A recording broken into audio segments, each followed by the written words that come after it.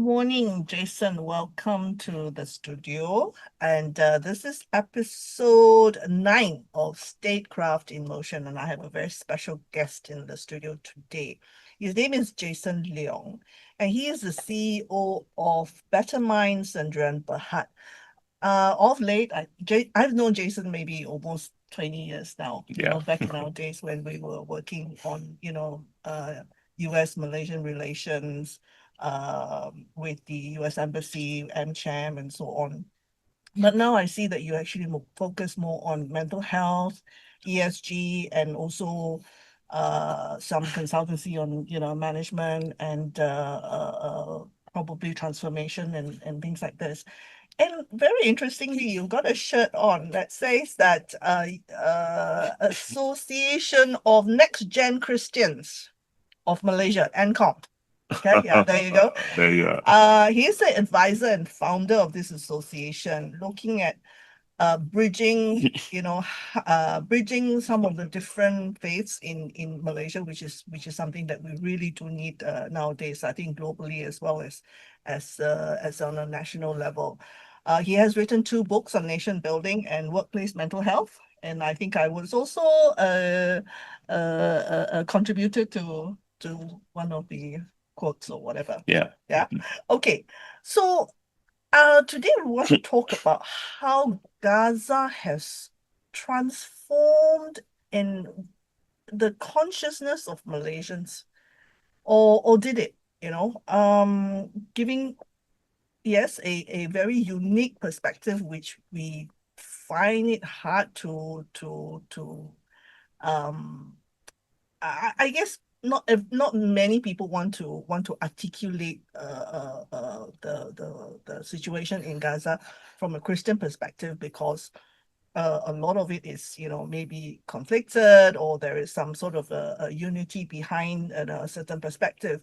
So today, I think we are fortunate to have Jason, who's willing to, share his views on it, and how it has actually transformed our churches in Malaysia in fact, for a long time. It's only now that with Gaza, our consciousness has actually I mean, it surfaced, and people are talking about it. Um, Let me start with Charlie Kirk, Sure. right? Because that is a very, I felt it was a bit of it kind of is a crescendo of what's happening in America, especially, which is really the most at least in the last 50 years, in the last century, since after the war, the American churches has had a profound influence over Christian churches all over the world. So for me, Charlie Kirk is something that was like, okay, very profound. What do you think transpired, and how do you see this this event playing out in America, and perhaps churches in all over the world? Sure. Yeah. Thank you for this invitation. Certainly, Charlie Kirk, uh, using his own organization's name, Turning Point, uh, is a major character in American politics. And given his involvement in the Trump campaign, he was quite instrumental in getting large voter turnout coming out to support Trump. So personally, as a young Christian adult white, uh, he has managed to galvanize a lot of Christian votes, white votes. I think even black votes, um, to come out to really support Trump. And at the age of just 30 years old, Yeah. looking at the kind of energy and the kind of support that he can actually gather and garner, some people even say that we are looking at a future president. Yep. So over time, he might be able to have. I mean, this is his own supporter base turning point itself, Yep. right? Not even the political thing, but it can be politicized.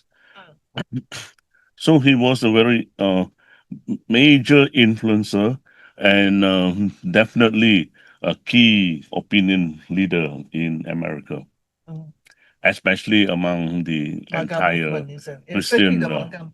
Yeah, exactly. The MAGA movement and the Christian movement and everything else. So, in honesty, there were a couple of clips about him because the earlier clips about him, he comes across as very pro-Israel, which he himself admitted.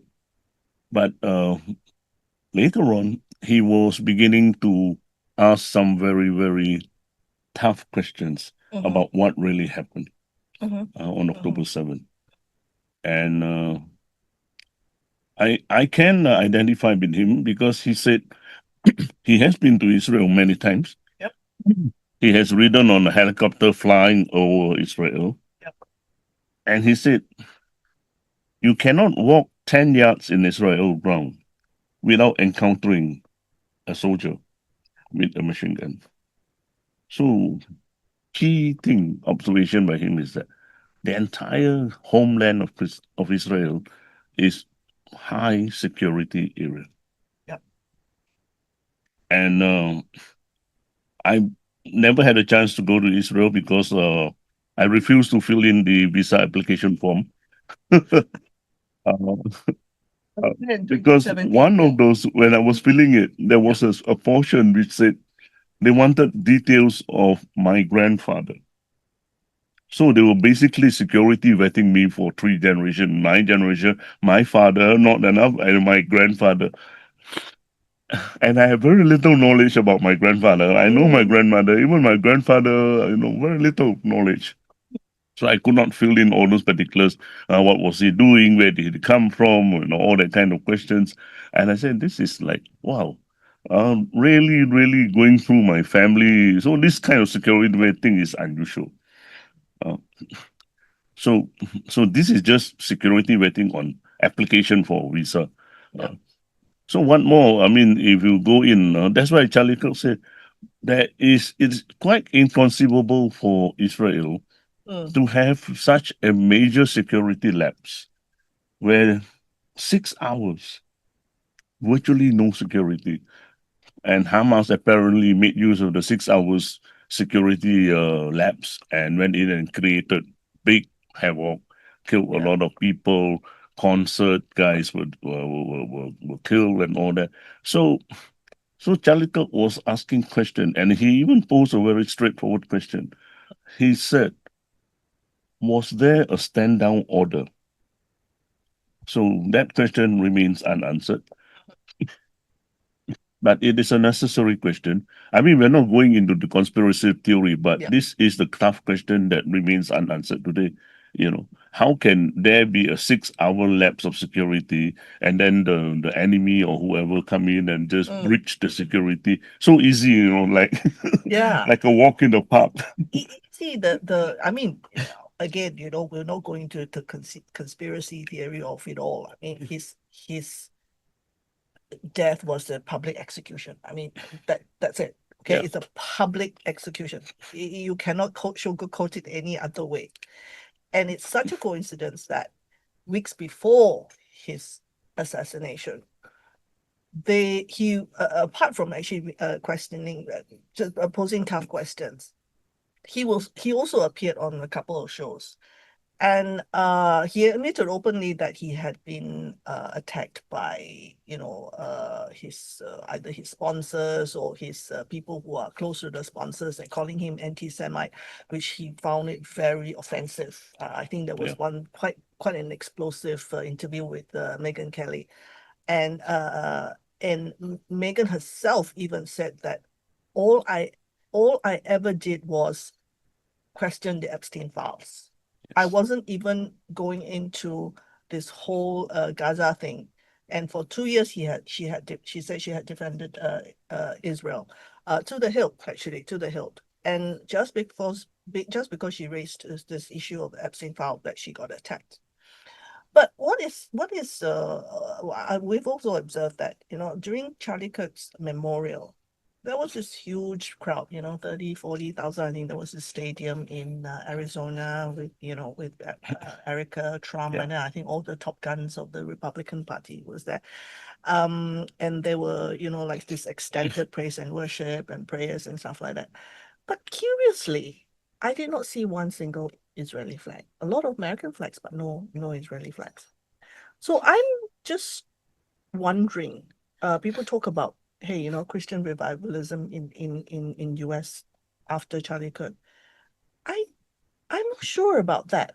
Is it Christian revivalism or is it rise in Christian nationalism, which I mean, there's a difference. So, what do you think?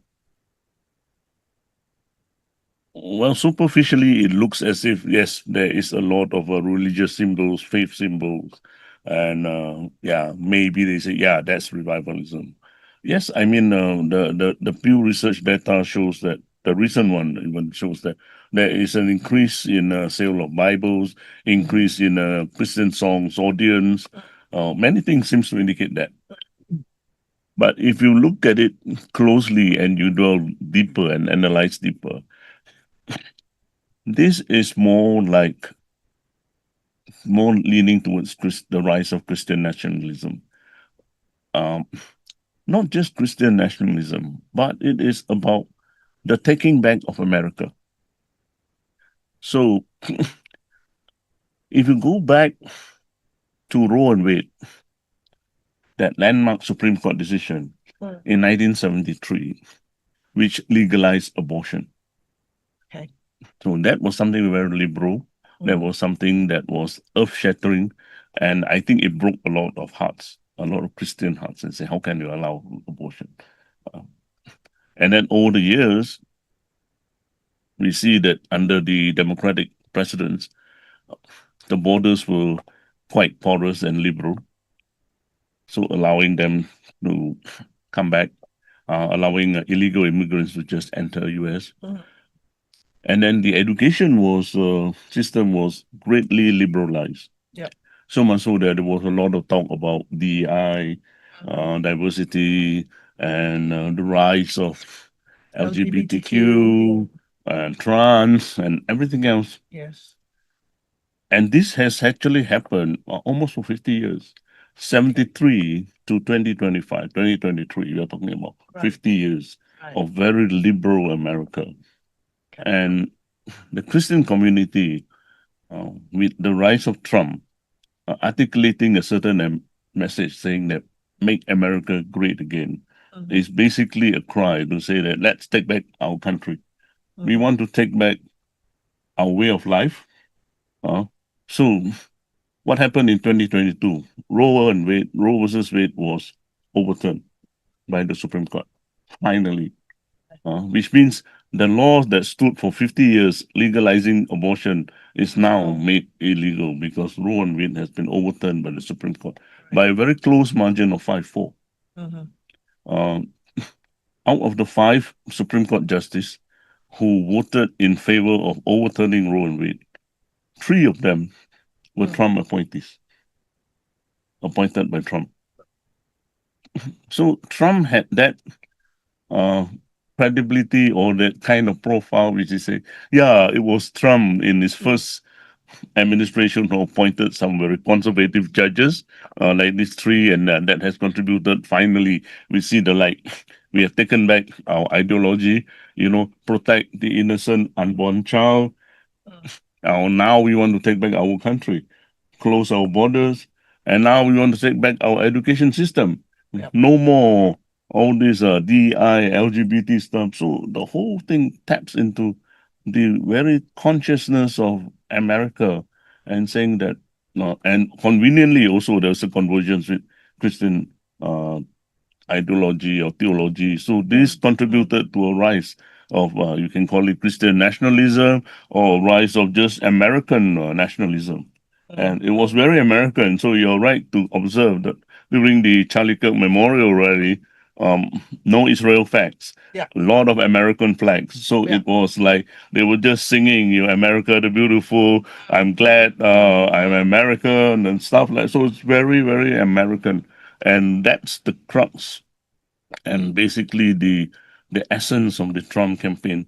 So, well, you can say in a sense, was faith weaponized and politicized into a vote gathering campaign? Yeah, to some extent, yes, because there's a convergence of faith and politics, and that makes it a very, very potent force. That is why Trump, I mean, his victory in the presidential was by a landslide, and you can see the votes are really, really for him. And even the latest academic surveys by Purdue University, um, one third of America, 30% of the respondents say, yes, we are on the right track. We are taking back America. Now, if you look at that survey further down, if they just survey white Americans, that number goes up to 60%. That means 60% of white Americans say, yes, we want to take back our country. So that is a major jump from 30% mixed Americans and then to 60%. So even Pew Research is showing the same kind of thinking. So across the board in America, there's this rise of national consciousness. And they say, that's it, this is time. So Trump calls it "Make America Great Again." So we are here. That's where the attraction came in. You see, I was raised a Lutheran, you know, as did, I mean, for 5 generations. I'm the 5th generation. In the last 50 years, it's amazing how you said in the last 50 years that the liberal, what do you call the liberal side of America was on the rise until 2025, 1973, 72, 73 until today. But at the same time, Jason, I have also, for the last 50 years, seen the transformation of church theology and beliefs. And when I was young, a lot of the focus was on the scripture. Yeah. Right? Of course, we didn't have all these fancy things, smoke machines and the lights and the lights and all that kind of thing. I mean, half the time I was in church, I was like sweating, and my mom used to make us wear our Sunday best, and then Sunday best means all the lace is poking my neck, and I was like, couldn't wait to get out, kind of thing. No, but just seriously, I mean, it was then. Later on, of course, when I went to university and everything else, of course, I didn't go to church as often. But it did, I think in the last 10 years, I felt that there was a huge emphasis on end times, eschatology, which confuses me because I wasn't raised on that kind of tenets. What do you think has transpired that has made our Christian churches in Asia the way they are, and whether or not this is to do with this very pro-Israel stand that we see? We are at the very, very it's still very early days for churches. I mean, you look at Charlie Kirk himself. He is pro-Israel, and he was starting to ask some serious questions, but yet still remain very pro-Israel. So he has not yet crossed the Rubicon, so to speak, as to become a kind of a Palestinian activist or an activist of Palestine, starting to talk about, he has not yet started to talk about justice for Palestine and stuff like that. So, yeah, I mean, I don't think he has even called it genocide in so many words. So, yes, he's talking about, Do you think maybe perhaps he was stopped because of that? That he was about to cross the Rubicon? Possible, very possible, because I mean, it's a very honest process for human being to begin to question. You are there at one point, and then you start questioning your own theology, and then from there, yes, then you realize it doesn't make sense, and then you begin to find a time where, yes, I think I want to have this, make peace with myself and my soul and my God. This is the theology that one. I myself went through that. So when As did I. yeah, when I first started, it was like, I mean, whatever the church say, the pastor say, we just absorb and accept wholesale, no questions asked. As we grow older, and even as a young adult or what, we still accept it because the church has been conditioned. I mean, we have been conditioned for years and years through generations. So it's very difficult to make a mindset change. True. You see, the thing is that I think recently, well, I mean, I think in general, Malaysians are sympathetic, okay, because of the fact that the majority of Malaysians are Muslims, and there have been, I think, certain influencers have come out and questioned and says, why is the Chinese community so quiet? Yeah. And of course, some of the explanations could be that, well, we don't understand the issue, right? It's too complex, it's religious, and it's too complex for us to understand. Chinese are very pragmatic because they just want to focus on bread and butter issues. But you see, we can't say the same for the Christian community because we do understand the background, or we should understand the background. And Gaza is really a tragedy. And how do Christians then see it, like what's over there and what's over here, two different things? We can't separate that mentally. And why have we remained silent? Although that is changing, I feel. But why have we remained silent in the last 2 years? Well, the historical experience for churches in Malaysia is it's a quite a known fact that most of our Christian pastors, especially the evangelical pastors, AG or the charismatic movement or whatever, most of them had their theological training in American theological seminaries. So if you are trained in American theological seminaries and the seminary theological textbooks and reference books are given to you, all those are actually basically written mainly by Christian Zionists, has a lot of Zionism influence on it.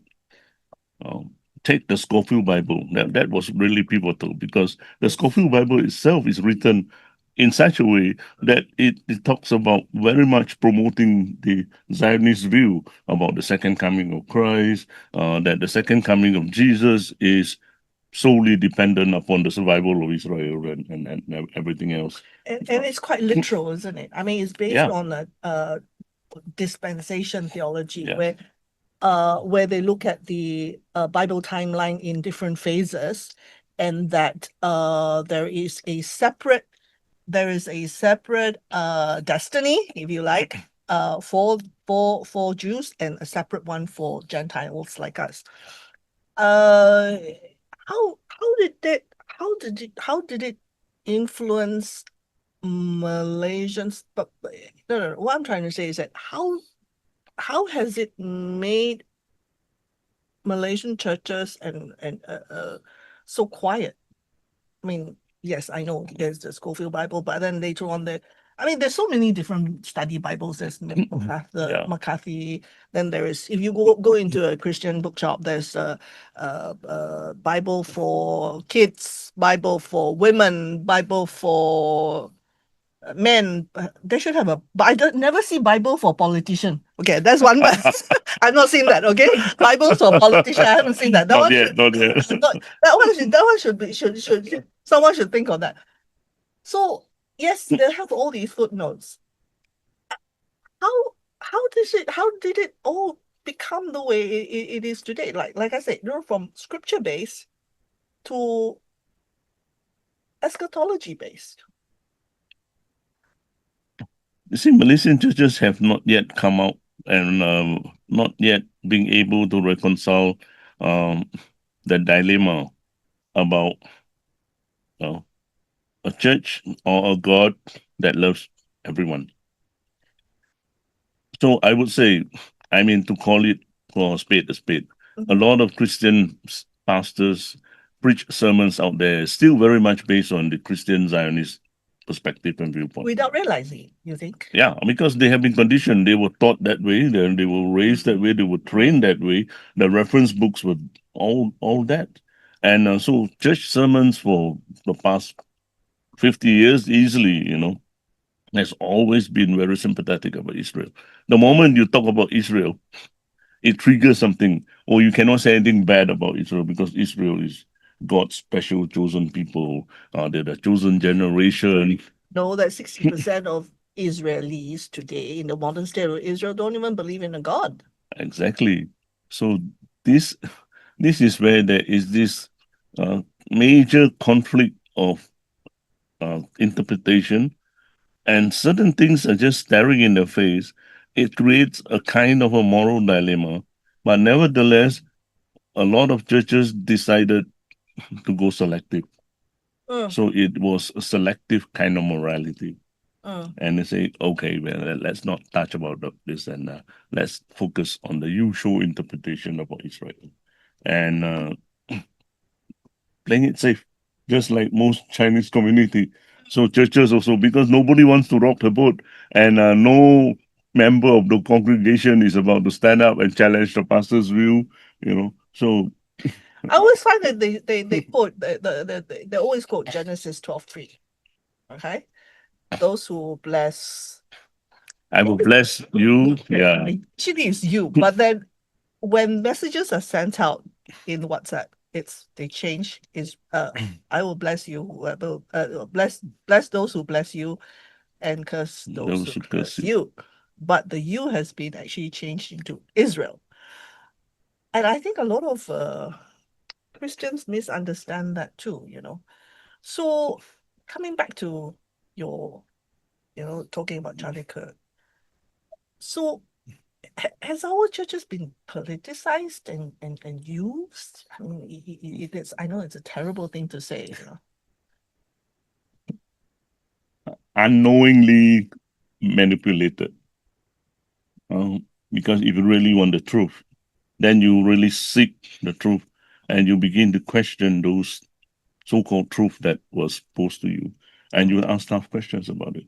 That is why people like Charlie Kirk, myself included, we go on our own journey, and then we begin to question how can this happen, and why this so, and why Israel, and everything. So a lot of questions, and many Christians, because these are very uncomfortable questions. Even pastors themselves don't want to question it, because the moment they do, and it's going to be very difficult, they will say that, oh, this is going to be very political, and this will divide the church, then therefore we don't want to go into politics. But sometimes they misunderstand that this is not about politics. This is about humanity. This is about truth.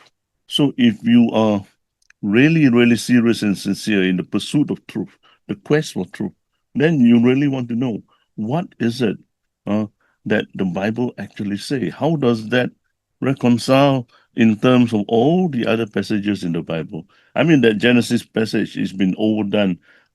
It's so conveniently equating Abraham with Israel. a person into a nation. What God was promising Abraham was about his biological descendants. So how did they make that leap, a quantum leap from an individual descendant to a nation? So that's where things begin to get a bit perverted. Go further down Genesis, when Sarah died, when Abraham's wife died, Abraham actually paid for her burial plot to get today Hebron is where Sarah is buried, and together with Isaac and maybe Jacob.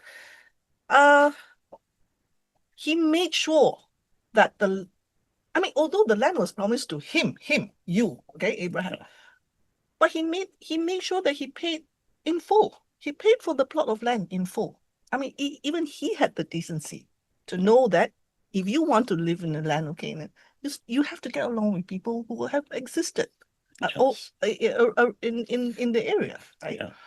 So I understand what you're saying, but it has become so mainstream for the last 50 years. Even I never questioned it, that this whole land covenant, it's and all covenant. By the way, all covenants are conditional. Yes. Conditional on faithfulness and Yes. conditional on obedience, Yes. right? And we've not seen that kind of behavior in Gaza. Although they say Israel has the right to defend itself. So how do you reconcile this sentence that Israel has the right to defend itself with what we've been taught in church? Let me just go one step further on your example of Abraham and Sarah. Remember that the firstborn of Abraham was not Isaac. It was Ishmael. Right? Yes. It was Ishmael, the son that belonged to his maid, yes, Hagar. Right? And after that, of course, the maid and the first wife will not get along very well, and they were kind of exiled and sent elsewhere. But it is also recorded in the Bible that even though Ishmael went outside of the place, Ishmael was blessed greatly by God. He prospered. I don't hear very many sermons talking about the prosperity of Ishmael. Actually, it's recorded in Genesis. Oh. And when Abraham died, the brothers came together to bury the father. Isaac brought back Ishmael, and they buried the father. So there was like a unity and a fellowship that, blood is thicker than water, and no matter what faith you are, we are back together. It's family. They buried Abraham. So that part is not very much touched upon because Isaac and Ishmael were from two different kind of faith at that point in time. So that is why it's important to read the Bible in its entirety. And the moment we go into looking at the position of Israel, I mentioned that it is it's a quantum leap. Because every mention about Israel in the Bible refers to a nation of Israel at a particular point in time in the Bible. But as you know, the Bible also mentioned many references about the Israelites. These are the most stubborn people. These are the people most obstinate, most disobedient, so much so that God had to punish them repeatedly, again and again and again, so much so that they were dispersed. They were sent away. The country was conquered by the Egyptians, by the Persians, and they were taken captives. And they have to serve in exile. So the stories about people like Nehemiah or even Joseph ended up serving who? Or even the great prophet Daniel ended up serving foreign pagan kings like Nebuchadnezzar, Cyrus. They never served a Jewish king. But yet God honored them because they put God first in whatever service. But today's churches, especially when it comes to Daniel, the book of Daniel is many chapters. Daniel lived right up to the ripe old age of 85 years old. When churches preach about the book of Daniel, they only preach about three things. Daniel was the one who will do his fasting in front of all the people. And then we talk about Daniel in the lion's den, that he was not eaten by the lion, even though he was punished. God intervened. And Daniel and his three friends were put into the fire to be burned. And miraculously, they were saved. That was all. Three incidents in 85 years of Daniel's life. What about the rest of those years? What was Daniel doing?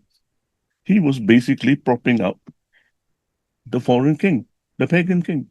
He was the king's advisor. Yes, he built the fortress, he built the castle, he built the fences, he built the military, so that this became very strong and very powerful.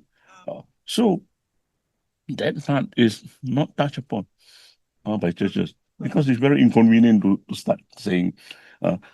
That is why sometimes the way of God is always a paradox. God does not use Christian people and to work for Christian kings for prosperity. It can be the other way around. It can be the non-Christian king that brings in prosperity. So these are some of those challenges in for a lot of pastors in churches. How do you approach and start talking about things like this? Favorite of the argument is another common argument, if you like, is that Palestine never existed. This is exactly the sad part. That is post 1948, when the political Israel was created. If you look at the Bible, Jesus basically was born in Palestine. Bethlehem is in Palestine. East Jerusalem. That part, his hometown is in there, and he was raised in Israel. That part is Palestine. So, in a sense, even up to today, there are Palestinian Christians staying in Bethlehem. I have a friend, the Awad family, who built the Bethlehem Bible College, which is in Palestine, and they are Christians who speaks Arabic. And that is a Bible college that basically the medium of instruction is Arabic to help them spread the gospel to the Arabic Christians. And Alex Awad and his brother built that Bible college, and the founder was Bishara Awad. And Alex Awad was once a lecturer of Bethlehem Bible College until one time he was declared persona non grata, and he could not go back and to Palestine or whatever to the college to teach again. So he has emigrated to USA. So this is the family that are full of Palestinian Christians. Their father was a Palestinian Christian who was also shot dead. There were some different stories about how the father died, but one of those stories was that he was shot dead by the IDF soldiers. Yeah. So there is this thing about. So if you ask Jesus, if Jesus were alive today, in present, and he wants to go back to his hometown, Jesus will have to go through several checkpoints, and he might never make it back to Bethlehem because he won't qualify. And it becomes so convenient at the end of the day, because sometimes when we ask, who were the people who actually killed and crucified our Lord Jesus? Was it the Palestinians? It was the Jews. It was the religious leaders, the Sadducees, the Pharisees, who convened that kangaroo court so much so that it was such a rush justice. Even Pontius Pilate had to wash his hands. Yes, even the Romans guys, they knew better. They said, this is nothing to do with me. I wash my hand out of it. So I'm not guilty of this man's blood. So he left it to the religious leaders. I mean, the religious leaders could have just taken a softer stand and forgiven Jesus, or say, okay, we stopped you from doing this, don't do this anymore, don't preach. But no, they had to go all the way to take him out. Yeah, the way it's being explained is that, okay, the word Palestine is not in the Bible. But then the thing is that if you read Genesis, the name Gaza is in the Bible. Is there? And Gaza has been mentioned no less than 11 times, including Acts, in the New Testament. So why are you bombing Gaza? Why are you occupying Gaza? If that is the rationale, that because you cannot find Palestine in the Bible, so therefore it has no right to exist. So why are you bombing Gaza? Gaza is mentioned no less than 11 times in the Bible. Exactly. This is where Christians and even pastors and Christian leaders are guilty of suddenly making another quantum leap, equating the Israel in the Bible with modern day Israel, which is set up by United Nations in 1948. Yes, in 1948, which is a political entity. And the belief in Zionism is not a religious theology. It is a political theology, ideology, Zionism, right? So, and it's sometimes it's so ironical that you get Israeli political leaders going to the United Nations and taking out the Bible and say, this is my title deed to the promised land. Now, why you use the Bible? You are not a Christian. Why don't you use the Talmud? Why don't you use the Torah? So none of them has actually taken up the Torah and the Talmud and say, yeah, this is my title deed. You see, there is this kind of... How did it become spiritual and then become legal? Yeah. I mean, because, obviously United Nations is legalistic. Because in the Torah, which is also reflected in the first 5 books of the Old Testament, especially in Leviticus. If you read Leviticus, there are many, many verses in there. Yep. And one particular verse stands out. It says, God says, when I bless you with the land, you have, that's why you mentioned it's conditional. Right? When I bless you with the land, you must do all things, good things to bless the people who stay in the land. But if you shed innocent blood, if you kill children, you kill widows, I will vomit you out from the land. That's what God said. So that's the prophecy and that's the statement. And that part has never been mentioned by many churches.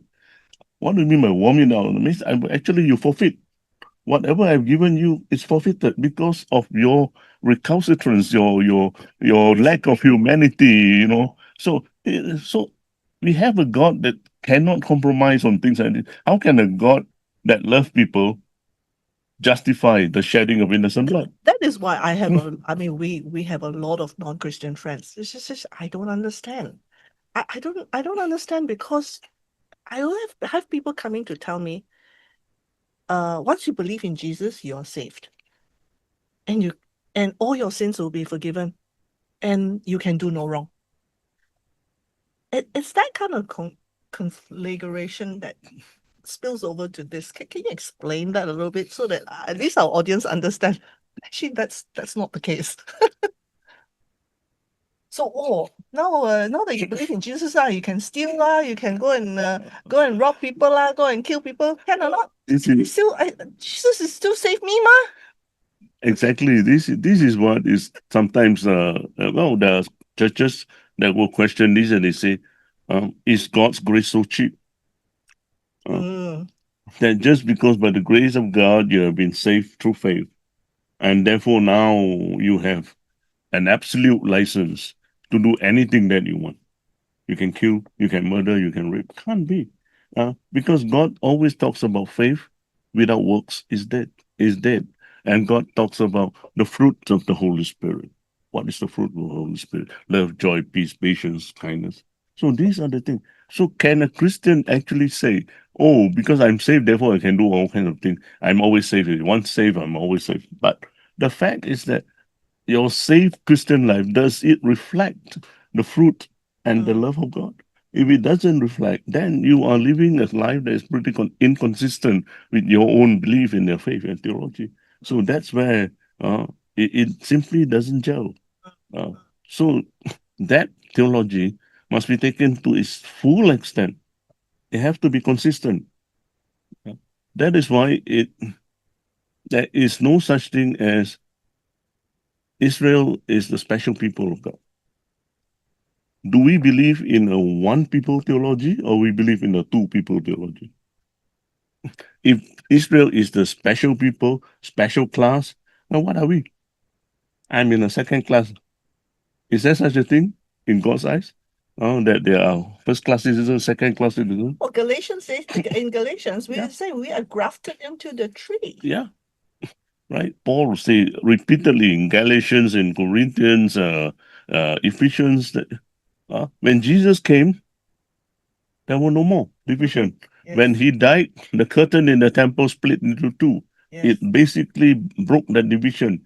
There's no more difference between Jews and Gentiles. All of you who believe in Jesus Christ are the sons of God. You are the children of God. So how can we still new covenant? That is the new covenant. That's it. And so how can we still talk about, oh, Jew is special people and we must be protected. And no such theology anymore. That would have wasted Jesus' effort on the Yes. cross. Yes. He died for everyone so that all can come together and all are equal. So I believe in a one people theology. It's very straightforward, right? No special second class citizen or first class citizen. It can't be. It doesn't, it's not logical. So how can that be, especially when it's very clear in all the Bible verses and everything. So sometimes this is this very selective theology and teaching that goes to justify this Israel. I just want to bring you back to a little bit about the history of dispensation theology. I mean, it started with this person called John Nelson Darby in about early 1800s. And it's actually quite ironic. And the reason why he looked at the whole, well, he was an Anglican priest or pastor from Ireland. And because at that time he saw the churches as being very corrupt and all that kind of thing. And he could sense there was a rising anti-Semitism that's getting quite serious in Europe. So he thought he wanted to come up with a set of theology that is a bit more friendly to the Jews. I don't think he envisaged it to be what it is today, but I think at that time, I think it was quite a well-meaning movement, I suppose, started by him.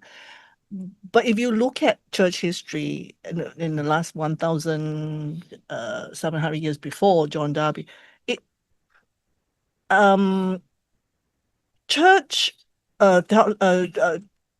church fathers have never, ever looked at the teachings that way, to split into different phases and to look at two separate covenants for two separate people. So it started only about 200 years ago. And then, of course, the Zionists then came in and probably adopted it, and, they adapted it to what it is today. And I think it's probably gone a little bit overboard, I feel. And I think Gaza has actually really has challenged all of us to really dig deep into our own faith. And I am very grateful for that. But at the same time, of course, it's at a tremendous cost to people in Palestine. Coming back to Malaysia, um, I think there is a sense of discomfort, right? And then when our Muslim brothers look at us and like, how come you all don't say very much? What do you think we should be doing? I mean, should we be? I mean, I'm not. We are not talking about today because I somehow want some sort of approval from our fellow Malaysians. It's not that. I think we're doing it because we feel this conversation that we're having is because we feel that it's something that we need to start the conversation. And I'm sure we'll be bashed online, but it's okay. I'm all right with it. Where are we as Christians in Malaysia insofar as this issue is concerned? Like I said, it's still very early days. There is now coming where there are some Christians who are honestly beginning to ask some tough questions. And are these pastors? Are these ordinary people? Are these theologians? Are these young people? Are these old people? I think it's a mixture across the board. You think so? It's a mixture, but it is still very early days. They have not yet come to the point of resolving and reconciling the position on the theology, right? So they are still just asking some questions. Yeah, how can it be? And well, it's a lot of effort and research, It is. That is why it takes effort. And more importantly, it takes moral courage. That is severely lacking. Like you say, two of us will get bashed online for saying this, that, right? But our friend Claire, I don't care because I speak my mind. It takes moral courage to say this online and publicly. I made public statements under my association, under ANCOM, Association of Nexgen Christians of Malaysia, and publicly we put in black and white press statements, numerous. So much so that sometimes some people call me, I'm a Palestinian activist. Right. I'm God's activist. I fight for injustice. So what it is that it takes courage. So I've spoken in many platforms publicly, whether it's Muslim or Christian platform or other interfaith platforms. So this is where, to what extent do the Christian leaders they prepared to step out and say something like this? So it's uncomfortable. So step out of your comfort zone. So my challenge is to Christian organization, churches, you know, okay, I'm not seeing any church come out with any press statement. They will come out with press statement for almost every other thing. We are very good in coming out with press statement about the sad state of Malaysia, the politics, the corruption, and everything else. But when it comes to this, we are just saying that it's over there. So let's not talk too much about it. It's not over there. It's specifically Gaza, because now people like you and me are being accused of being hypocrites, because what about Congo? What about Sudan? What are all these genocides and all these conflicts elsewhere? Why do you want to pick Gaza? Why do you pick on Israel? Is that no Jews, no news? I think it's the favorite phrase. The thing about Gaza is that as a Christian, it is very close to our heart. Like I'll say, our Lord came from there, understand? And it doesn't make sense when we grieve selectively. Right? Don't you grieve over innocent lives that have been taken? Don't you grieve at all those children that have been slaughtered, the widows that have been slaughtered, the mothers? Mothers should not be burying their children. Fathers should not be carrying the bodies of the children and wrap them in blankets and to be buried. I mean, it's so sad. I mean, that is something that cannot stand. And churches are guilty in baptizing all these atrocities by their silence. So, well, we want to talk about baptism. Here's a symbolic. Wow, that is very that's very strong. Okay, so to tell your pastor you have no moral clarity. I think even as a young kid in church, I think I dare not say that to my pastor. Even in my youth or in my most rebellious days.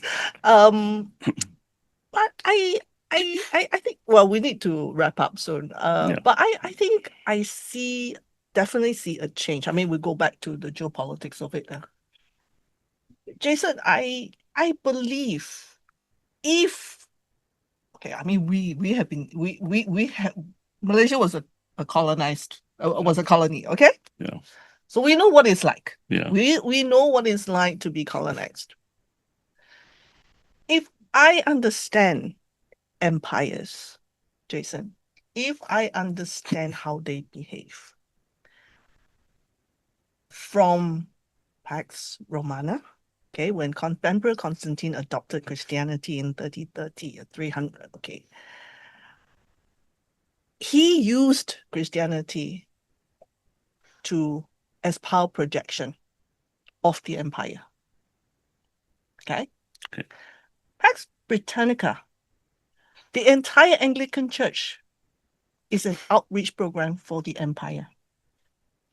That's why the King James Bible was translated into English to venerate the monarchs, to align the monarchs with the teachings of the Bible. Okay? I know a lot of people don't like to hear it, but go out and buy a proper King James Bible, read the notes to King James by the translators. Okay? I have been in Anglican church, school. I've been schooled in Anglican schools all my life. And I never ever bothered to read the introduction, Oh. until recently. And when I read it, I was, no, Christianity has always been a power projection of empires. And now I look at Charlie Kirk and I look at Christian nationalism in America. I don't know about you, I feel that the empire has suddenly woken up and look, a theology that subjects the empire to religion can never happen in Pax Americana. What do you think?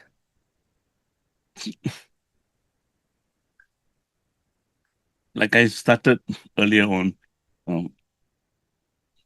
faith and the flag has been converged in America. I think since the Roman times. In fact, I would say since Emperor Constantine. So, the convergence of faith and politics is very clear. And for the Christian church in Malaysia, I think we are caught up in that as well, unfortunately, because the cross, Christian Zionism has taught that the kind of teaching that converts the cross into a flag, sadly, and that flag is Israel flag. When we should be worshipping the cross and not the flag. Has salvation been nationalized by a over enthusiastic Israel theology or philosophy? Right. So when we ask honest questions like, where is God in the midst of suffering? Isn't God there in the suffering and in the wounds of those people who were killed? So where do we find God? So that's where the honest pursuit of truth needs to happen. And churches must begin to ask these tough questions and begin to find the answers for themselves. And when they have found the answers, they should begin to have that courage to speak up and say that this is it. So we have always have this favorite quotation: all it needs for evil to continue is when good men do and say nothing. Right? So should we continue to say and do nothing, or should we do something? Right? Is the second coming of our Lord so contingent upon an existence of a particular nation?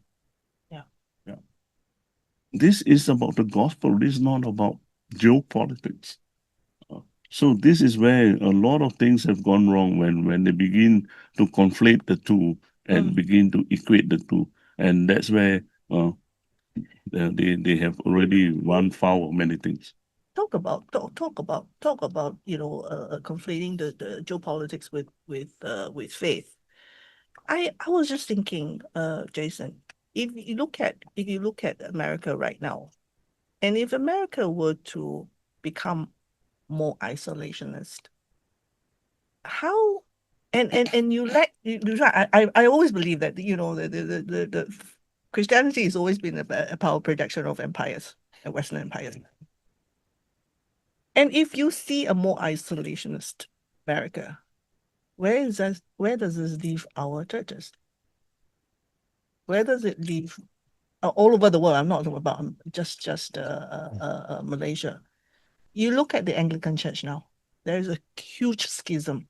And I think in my lifetime, in my mother's lifetime, I don't believe that she would. I think if she were alive today, she would be so saddened and she would be so shocked as the state of the Anglican Church today. Yeah. It was a monolith. And when we were growing up, that was our North Star. That was what we, apart from going to church on Sundays, going to school, that was our guiding principle of how to be a good servant of the empire. Okay, in that sense, because we were taught in English, we were taught the system, we set their board examinations, and served in the civil service, and we done that for generations. So for us, the Anglican Church was actually, and to have to see where the Anglican Church is today is really a direct reflection for me, the state of the British Empire right now, and also the monarchy, sadly. Yeah.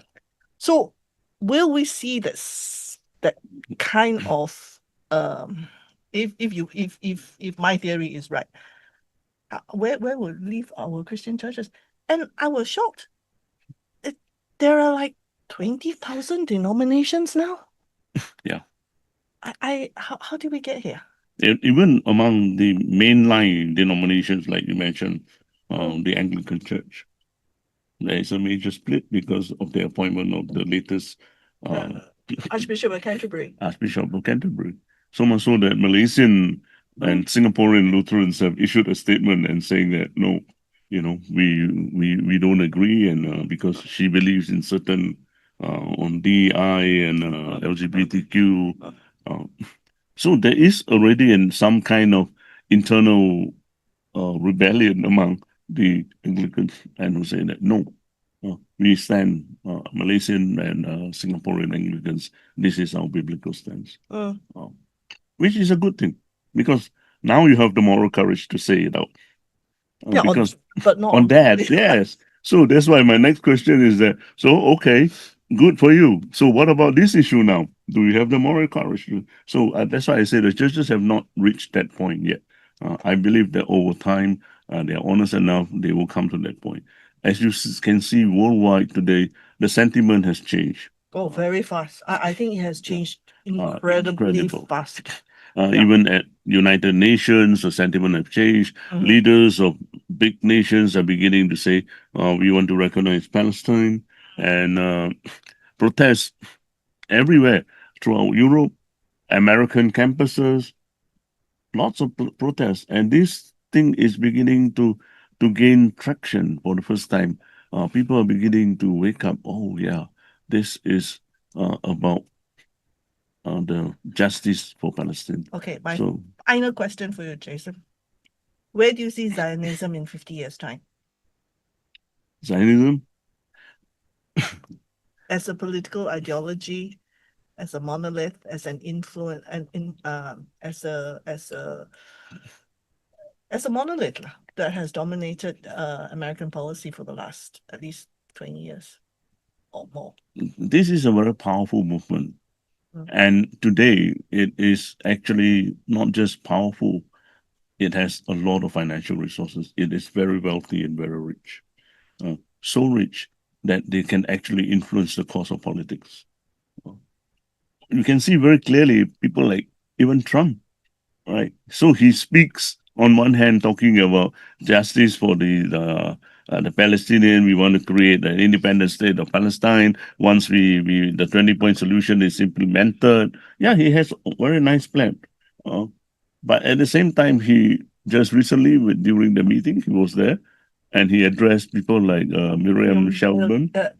Adelson directly and say, yeah, because great supporter of Israel, yeah, great supporter of Israel, and sometimes he said, whether she's American or she's what. But the fact remains, I thought he was actually quite sarcastic. Well, we've given them a lot of weapons, all sorts of weapons that I've never even heard of, and they have used it well. I mean, it's so tragic. He was also talking to his political donor, because this family donated over 100 million US dollars to his campaign. And this is just one big example. There are many other examples. Which is why the Americans are upset. This is our money. It's our taxpayers' money. Yeah. She made her money from the casinos in LA. I mean, her husband, True. And this money should stay in America to build America. And I can see that there are a lot of candidates now coming out and declaring we are APEC free. Well, we will see how far they can get. I'm a bit Yeah. skeptical, maybe Yeah, a bit cynical, because I look at it. In politics, money dictates and can do wonders and do a lot of things.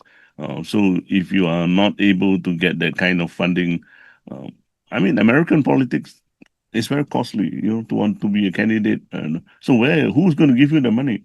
The Jews control If you the don't take the media and the money, money and yeah, the financial world. yeah, even if you don't take the money, they will throw money at your with the opposition to campaign against you. I mean, like Cory Bush, for example, her Yeah. opponent was given $14 million to campaign against her.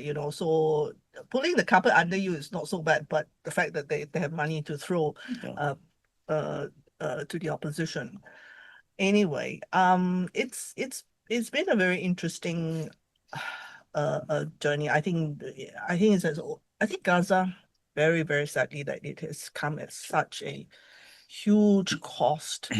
But when I speak to a lot of people from different faiths and especially Muslims, they feel the underlying of all this is humanity, right? And I hope one of the reasons why the pastors or the Christian community is not, I hope I'm wrong, but I think the other side of it is like, okay, I mean, we understand, but then, oh, there is Muslim radicalism. We should be wary of that.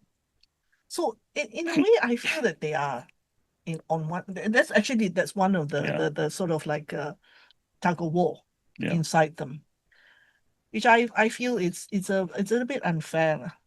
It's a bit unfair. Well, radicalism exists in every faith and religion. Right. So you cannot just pinpoint that, it's the Muslims, they will get radicalized. Look at what happened in Norway. Who was the one who killed all the teenagers? Yeah. So Jonestown, we have cults, and there will be always rogue agents and rogue elements, people who are like totally misguided using theology for their own selfish ends. So it happens in every faith and every religion.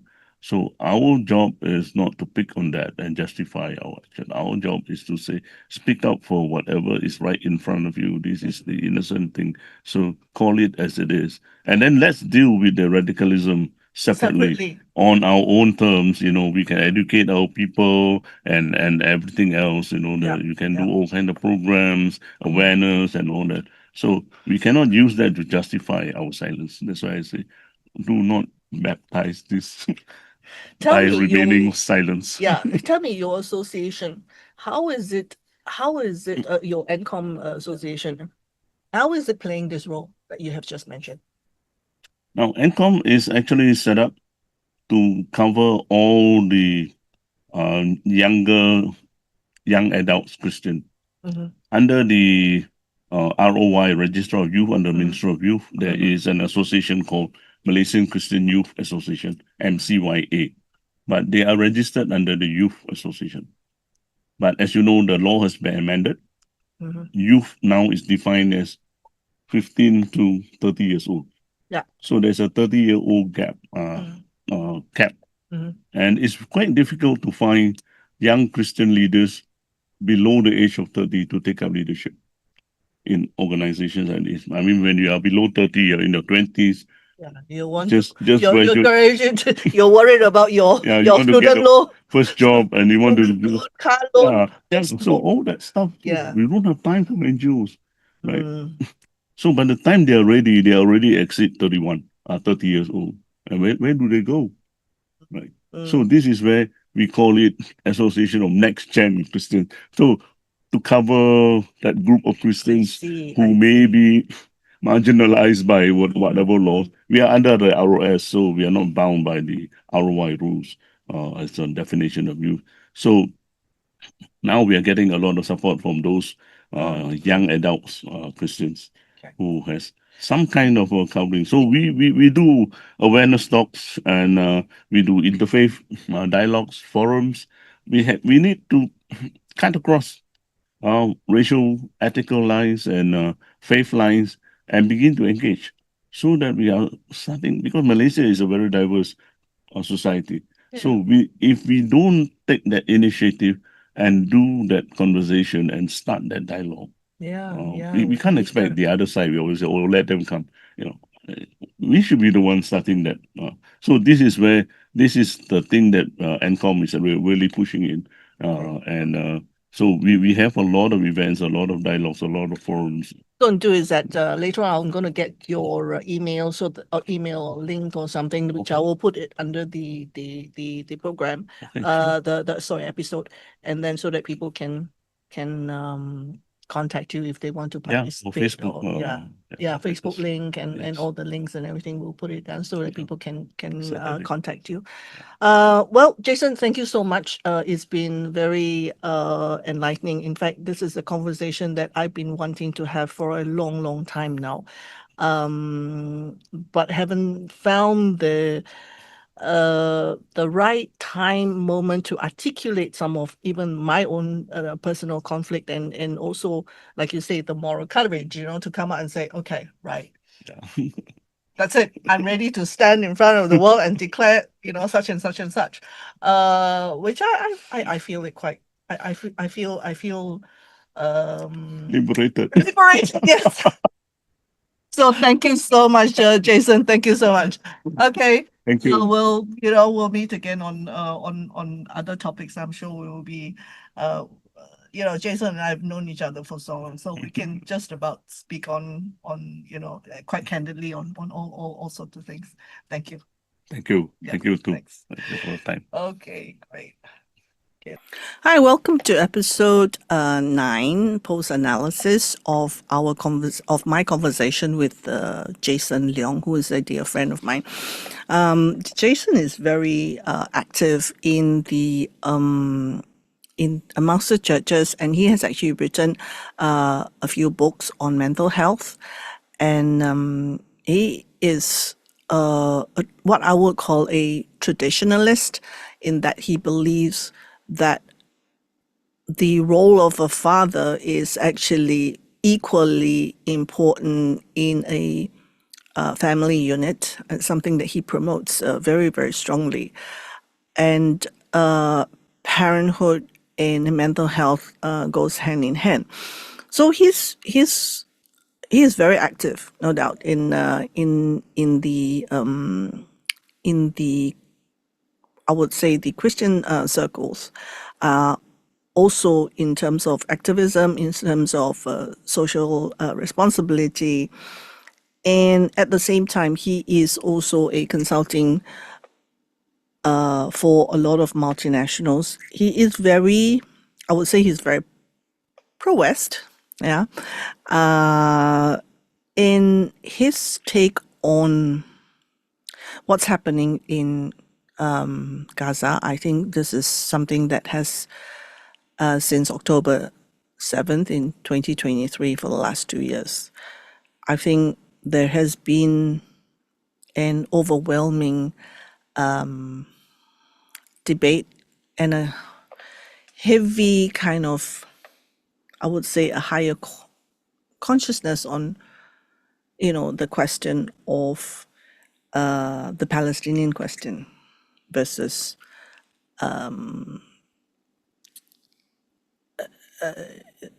Israel, Zionism, Christian nationalism in the US. So while all these things have been happening, I think for people who are in Malaysia will understand this, but for people outside of Malaysia, of course, Malaysia is very, very clear, and I don't think it's something that we have wavered at all, since 1948, that Malaysia has never recognized Israel as a state and has no formal diplomatic ties with it. It firmly supports a two-state solution based on the 1967 borders with East Jerusalem as the capital of Palestine. So this is a position that we've not moved away from all these many decades. So we've been consistent in the condemnation of Israel's military operation in Gaza against the Palestinian people. And insofar as Hamas, again, a very controversial topic.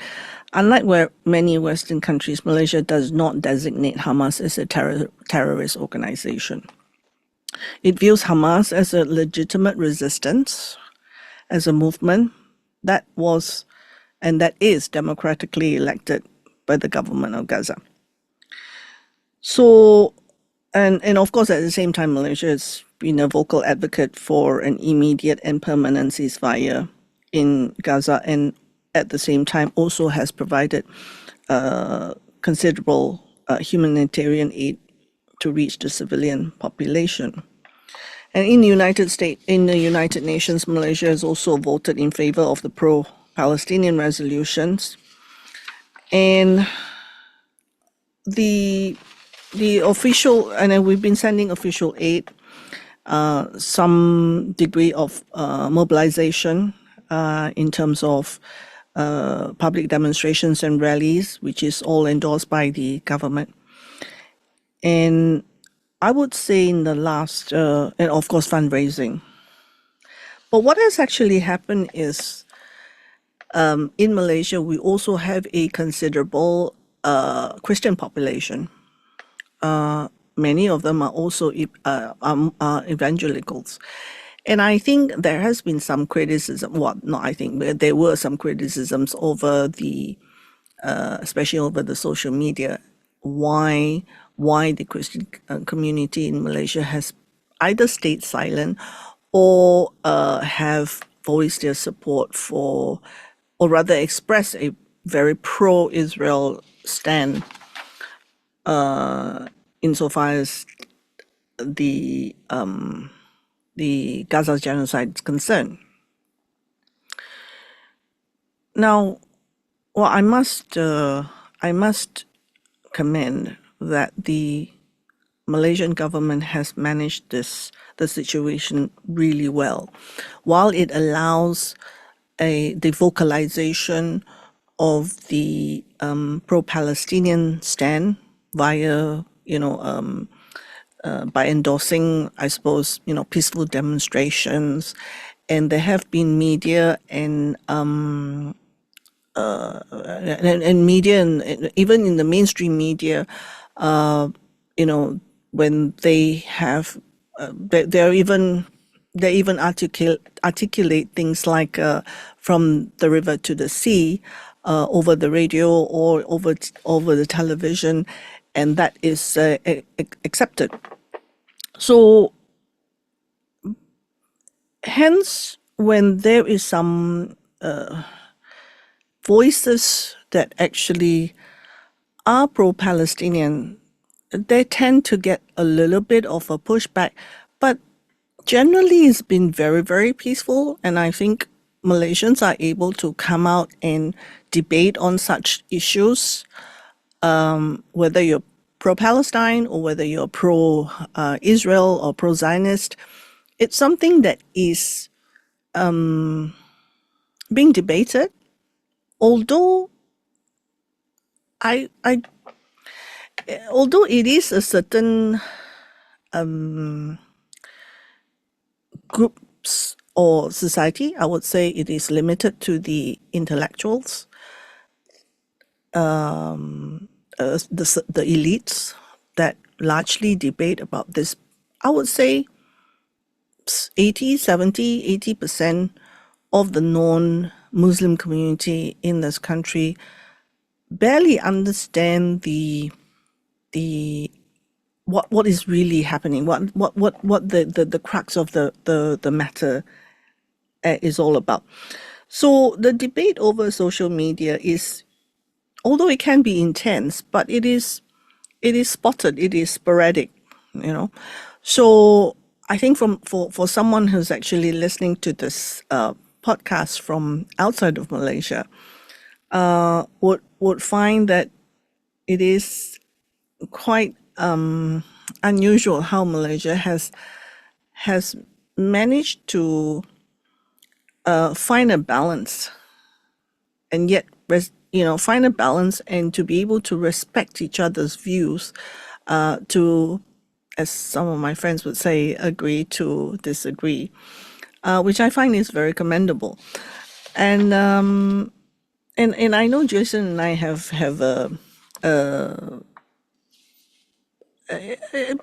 somewhat strong views about how we see the pro-Palestine issue vis-a-vis as Christians, and I think we are expecting some pushback on ourselves personally in our own communities or even family members and friends. But I think Jason and myself are in one mind about how we see justice, how we see the forces that are taking place in America. And we've been, and especially myself, because I do follow the transition and transformation in the US quite, I would say, quite closely. And what you see in what's happening in New York, for example, with the in the mayoral race, with Mamdani has actually already won the seat in New York as the next mayor and will be sworn in, I think, in a couple of months. So I think that phenomena and that factor, it is not to be underestimated, because it is a reflection of what is happening on the ground, and that there is a significant shift in the MAGA movement and in the evangelical churches. And I believe these movements and these shifts are going to impact and transform the views of the younger generation of Christians in Malaysia. And I would project that they will be spearheading the shift in how the evangelical churches are going to view Israel and Zionism for the next. In fact, it's happening. I find it's happening so fast, even beyond what I have predicted. I thought maybe it would take 10, 20 years, but I think it's in a matter of months. You can see that the Christian nationalism in America is really going to be the forefront of, meaning that this whole rhetoric of America first is going to trump whatever biblical interpretation of Israel first that people have been, or rather believers have been asked to support. So I do see that shift, and I do see that in happening very quickly and very swiftly. And I know that a lot of people would be probably quite upset with this particular podcast, but anyhow, I hope you enjoy it, and you'll be able to see where, yes, the turning points are, and not because I support it, not because I see the turning point, is because, I mean, I'm here really largely as an analyst, and what I'm saying is that while I support it, I also see, at the same time, see the turning points very, very clearly, and that the shifts, the transformation is going to be very, very quick, and it's going to be very swift. Thanks for listening. Thank you very much.